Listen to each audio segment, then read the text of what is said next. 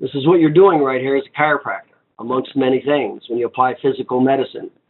This is called the piezoelectric effect. When you're adjusting somebody, how are you affecting them in the ways you're adjusting them? Well, one of the ways from the collagen standpoint, is the piezoelectric effect. And this is what happens. It's the ability of certain materials to generate an electrical charge in response to applied mechanical stress. The word piezoelectric is derived from the Greek. Piezo means squeeze and/or press, and piezo, which means push. Now, this is exactly what's happening in the chiropractic adjustment. You are the piezoelectric effect. You're applying mechanical energy. It's kinetic mechanical energy. It's a high velocity, low amplitude. And it's in the paraphysiological joint space. It's not active range of motion. It's overpressure, and especially in the paraphysiological joint space. You are applying this mechanical energy, and that mechanical energy is transferred into electrical impulses, is what affects this tissue. These collagen fibers and these cells, just like Wolff's law on bone, is determined by stress. That stress is mechanical energy that stimulates an electrical response. The cells, the bone cells, and in this case, the soft tissue cells, are electrical. And that's how they respond. They respond to positive and negative charges through either production or resorption. And that's what's happening with this collagen with the piezoelectric effect. And this is how you're affecting this collagen. And it's happening in the repair phase. This is what's happening in the repair phase. And of course, how much you affect it in the repair phase depends on how it's going to heal. That's that example of wet cement. There's no more collagen produced in the remodel phase unless there's re-exacerbations that are piled on. And that's what I call the 4 dimensions of an injury. Very few times our injury is just one-dimensional: inflammation, repair, and remodel. And the primary reason is people have to work. They have to do things. And that's why these phases of healing overlap. That's why you can have inflammation tissue in the remodel phase. You can have repair phase collagen production in the remodel phase. Okay, so you have these 4 dimensions of an injury. But being aware of it, so from the physical side, chiropractic is affecting this collagen tissue. First, it's helping to align it, and that's through the dynamic stress lines. When you're adjusting in what's called the line of drive, and chiropractors know what that's the line of drive. Those are called stress lines. And the reason we want to do those in the line of drive is because that will increase and stimulate the piezoelectric effect and the collagen synthesis and the alignment of the collagen fibers, which will increase the strength and elasticity. The strength is through aligning the fibers, and the viscoelastic effect, the plasticity viscoelastic effect, is what affects stretching and mobility. And so that's what happens with the physical medicine chiropractic from the collagen to help mobility and strength. Now, how chiropractic works with increased nerve sensitivity and increased number of nerves is different. So the physical medicine of chiropractic now looks at stimulating the mechanoreceptors, and it's based on the gate theory, the neurological pain model of the gate theory, and stimulating mechanoreceptors. So that's what physical medicine does to help with pain in the neurological category, with increased nerve sensitivity and increased number of nerves. How it affects the collagen fibers is the piezoelectric effect, aligning them. The angle of stress stimulates not just the healing and the alignment of these fibers, but also the viscoelasticity of those fibers. In other words, the mobility of those fibers. That's what happens, as well as the strength. As we align these up, the tissue gets stronger and stronger. And of course, hopefully that's in what's called the line of drive. Line of drive means the normal arthrokinematics of that joint. The more we can normalize the intersegmental arthrokinematics, movement of that joint, the more we're decreasing and limiting the potential for aberrant motion and the pathology leading altered arthrokinematics. That's a pathology, altered arthrokinematics, leading to osteoarthritis. And this is exactly what you're doing. So the reason we're pointing this out is when you're coming back to these phases right here, the sensory component of the patient, the nerve sensitivity and the number of nerves, those will be reduced relatively quickly. And usually within the first 30 days, usually in the first, from a chiropractic treatment, as a chiropractor, I don't know if you know the statistics, but 1/3 of patients feel better on the first treatment, the very first treatment. So as a chiropractor, if you treated any kind of patient, patients respond, they start to feel better pretty quickly. Well, that's the neurological component, the mechanical receptors and the gate theory that you're helping here, as well as helping reduce the inflammation. Because remember, there's 3 reasons for pain. One is direct nerve damage, and that's not typically what people are dealing with. And then there's inflammation, and what causes the inflammation is the abnormal pH balance of the intracellular fluid. That's what causes pain, the differential in pH, acidity, alkalinity of the tissue. That's from inflammation and cell damage. And then the third one is psychogenic. Those are the 3 causes of pain. So almost overwhelmingly, it's cellular damage, and then secondarily, direct nerve trauma. So my point is these will respond quickly. These will respond quickly. And if that's what your care is based on, that's all you'll get. The collagen fibers, number 3 and number 4, does not respond quickly. That is not a first phase treatment protocol. That's a second phase and third phase treatment protocol. So we expect the patient within the first 30 days to feel significantly better. But we already know it takes anywhere from 6 to 8 weeks post-injury. We already know from biopsies that that's the time period of the repair phase and the collagen synthesis. So we know if nothing is happening, if there's no piezoelectric effect, we're not helping that patient with the collagen and the healing process. And then also, if we're not doing anything with resistive exercise, we're not doing anything with that collagen to help increase its strength or its viscoelasticity. And this is where most of the chiropractors are missing the ball. The whole focus is on the sensitivity, and those clear up relatively quickly. What does not clear up, in other words, the symptoms clear up quickly, the tenderness clears up relatively quickly. Typically, they don't have a reflex or a dermatome problem. Their joints don't clear up quickly, but they'll typically clear up. The range of motion, the active range of motion will clear up quickly. The passive or the overpressure motion will take a little longer. The intersegmental motion is what takes longest because we're dealing with the collagen and the repair and the remodel phase. That is what is going to take time with physical medicine. The strength, we typically don't have a problem, but if we did, that's a collagen time issue also. Nobody works out 3 days a week for 2 weeks and gets bulk in their muscle. That's not how it works. We're talking about collagen synthesis, the normal biology of healing.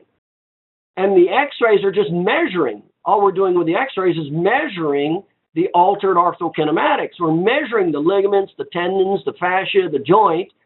In other words, all those tissues that were inflamed. That's what we're measuring. So we're just measuring the relationship. That's telling us how that's our guide.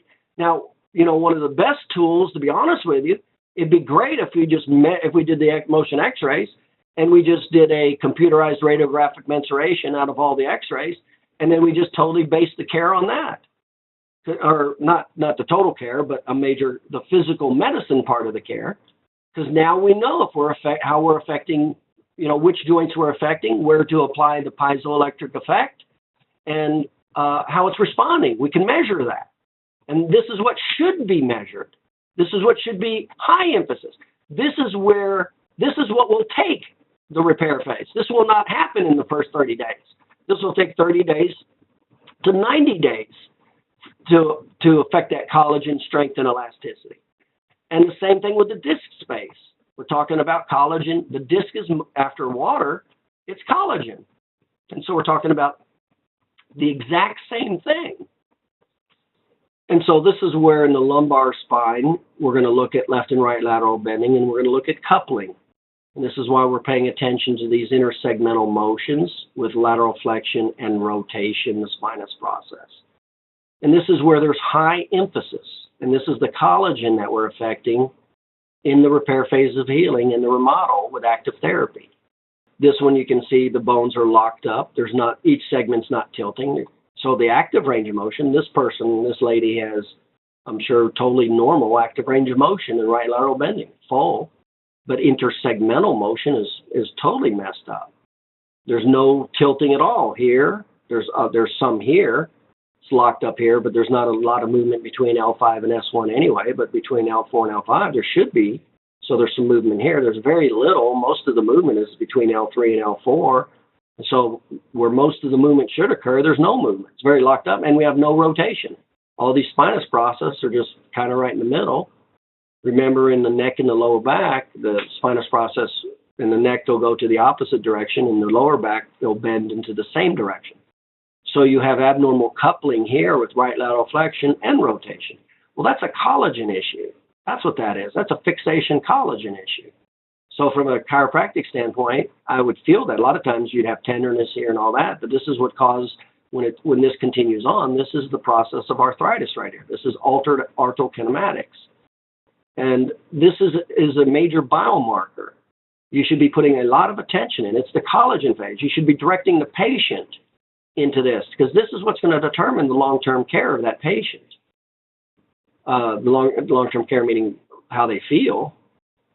And then that's an example of the neck. That's more of a normal neck flexion, extension. And then you look at, that's another extension. So let's go to a flexion picture here. And here you can see abnormal coupling here. Remember, you're looking at translation and angulation. So here we have a break in George's line. So that just needs to be measured. So that's definitely an altered intersegmental motion, and it's all probability, LMSI. And then you don't, look at this. We don't have any flexion. This patient is bending their head forward, and none of these bones are tilting. That's about as stiff as it gets right there. And then we have an exceptional amount of motion in this here, definitely where the post-injury is at the, what is that, 1, 2, 3, 4, 5, 4 and 5. But between C2, 3, and 4, there's no intersegmental motion at all. That's aberrant motion. That's a problem. And then same thing there is you have significant moment L5, which there'll be more motion. Then you have a motion at L4, and then not much between L2 and L3. So, some of these you can eye, and also I'd recommend just drawing a line, taking a ruler and just drawing a line at the inferior plate of the vertebra. You'll help see convergence and divergence, and that will help visually show the patient where there's more motion or less motion. But optimally, what would be great is if these were measured, and then the patient not only saw it, but it was measured in degrees, and then they saw normal versus abnormal. And that's exactly what you're doing with physical medicine as a chiropractor. And remember, it is the chiropractic adjustment. Remember, it's the chiropractic adjustment that gives the greatest piezoelectric effect. That's because that's where there's the highest mechanical energy, not in active range of motion and not overpressure. It's the high velocity, low amplitude.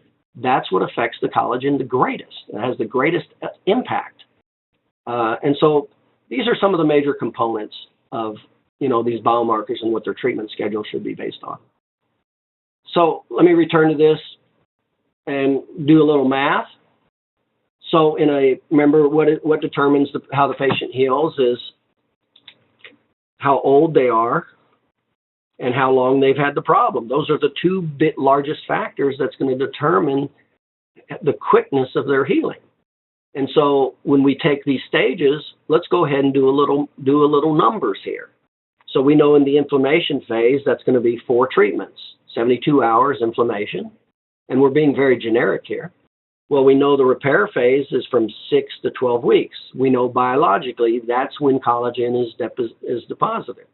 Even if it's an old injury, remember you still have the new injury cells going through this same process, even though there's possibly old permanent injury there. That's called the 4 degrees of an injury. It's not black or white. It's not linear. And so that's 6 to 12 visits. In the remodel phase, we know that's from 9 months to 12 months. So let's just do some real easy bulking here. So if we're doing a report of findings, they're already at the 4th day, so we don't even, those are the first 4 visits. Well, let's go to the very low end. If it's a young person with no permanent injuries, then they're at the very low end of the repair phase of healing, which would be 6.